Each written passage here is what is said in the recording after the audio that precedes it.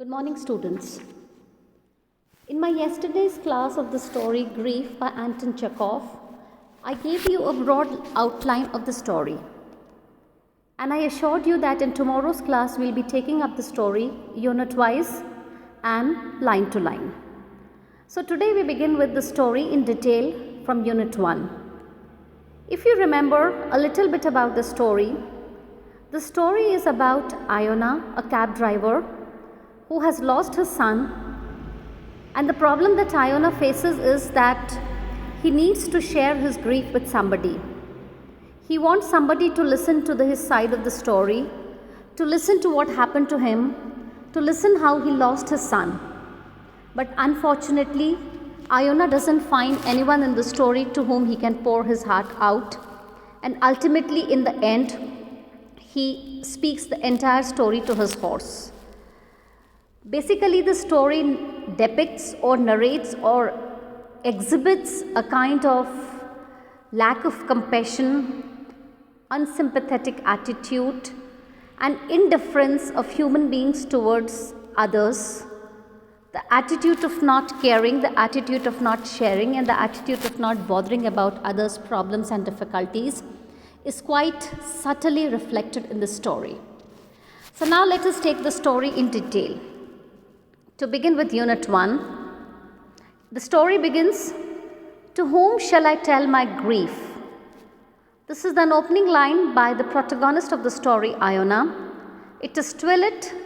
A thick wet snow is slowly twirling around the newly lighted street lamps and lying in soft thin layers on the roofs, the horses' backs, people's shoulders and hats. So when the story opens, we are made aware of the fact that it is somewhere between evening and night. The snow is falling everywhere, and in this atmosphere, in this environment, the cab driver Iona Petupov is quite white and looks like a phantom. Anton Chekhov uses a simile to describe how Iona looked at that particular time. When the snow was falling, he was covered with complete snow. He appears quite white and he looks like a phantom. He's bent double as far as a human body can bend double. He's seated on his box and never makes a move.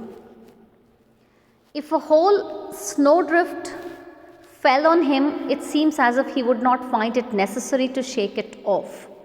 So Iona, the cab driver, sits in his cab without making any motion, without making any movement.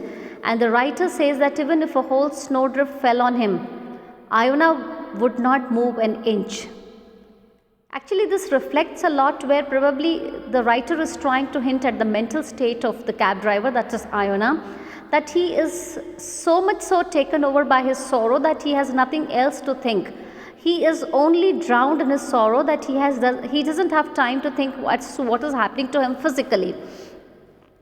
At the same time, his little horse is also quite white and remains motionless. Its immobility, its angularity, and its straight wooden looking legs, even close by it, give it an appearance of a gingerbread horse worth a kopeck. It is no doubt plunged in deep thought.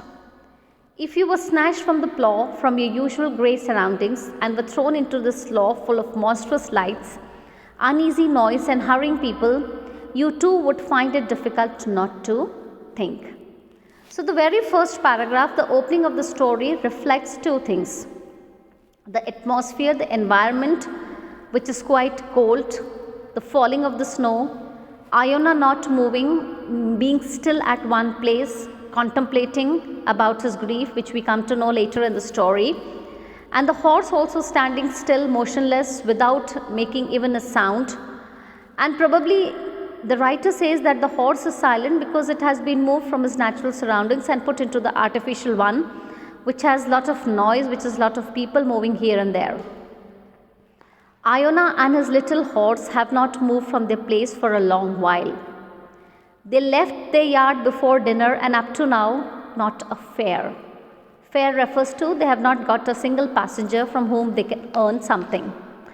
The evening mist is descending over the town. The white lights of the lamps are replacing brighter rays, and the hubbub of the street is getting louder. Cabby for Borway suddenly hears Iona cabby. So when Unit 1 finishes, we are acquainted with the fact that despite standing alone, lonely for such a lot of time, both Iona and Horse, they finally have a little relief, a little solace when they listen to a sound that somebody needs a cab. Iona jumps and through his snow-covered eyelashes sees an officer in a great coat with his hood over his head. Viborg way, the officer repeats, "Are you asleep?" With the nod of assent, Iona picks up the reins, in consequence of which layers of snow slip off the horse's back and neck. The officer seats himself in the sleigh, the cab driver smacks his lips to encourage his horse, stretches out his neck like a swan, sits up and more from habit than necessity brandishes his whip. So, the paragraph typically depicts how Iona makes his horse awake to start on a journey to carry his passenger. And suddenly he hears a sound from behind. "What are you doing, werewolf?" is the exclamation Iona hears from the dark mass moving to and fro as soon as they start. "Where the devil are you going? To the right? You don't know how to drive. Keep to the right," calls the officer angrily.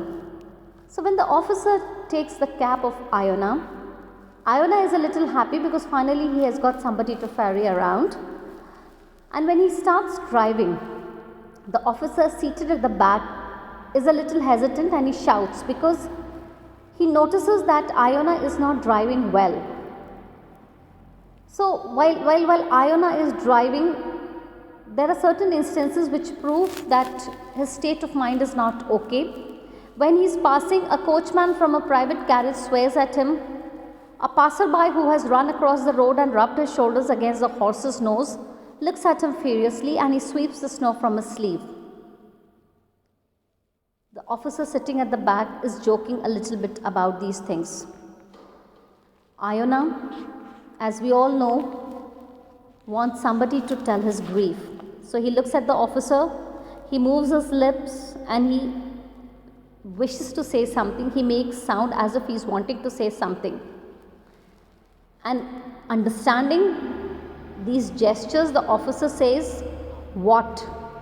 And then Iona, he twists his mouth into a smile and in the effect he says, "My son Baron died this week." And the expression of the officer is, "What did he die of?" Now Iona feels as if the officer sitting at the back in his cab is interested in listening to his side of the story. So Iona turns his complete body towards his fare and says, "And who knows, they say high fever. He was 3 days in hospital and then died. God's will be done." So while he is narrating his story, while he is about to explain the things in detail, the officer gets a little angry. Angry on the fact that just to narrate his story, Iona has turned his complete back towards the officer.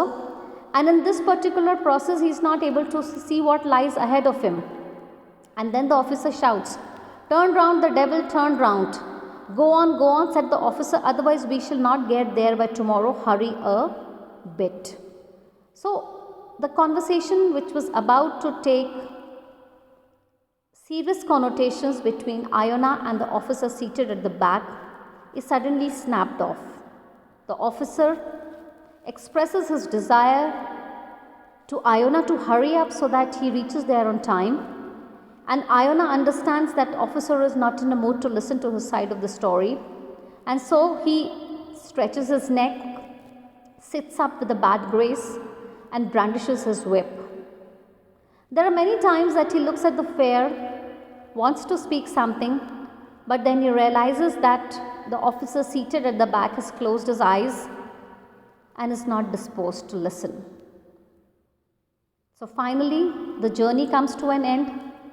The officer is deposited where he wished to go, and Iona is double seated on his seat, again remains motionless, with the snow once more begins to cover him and his horse.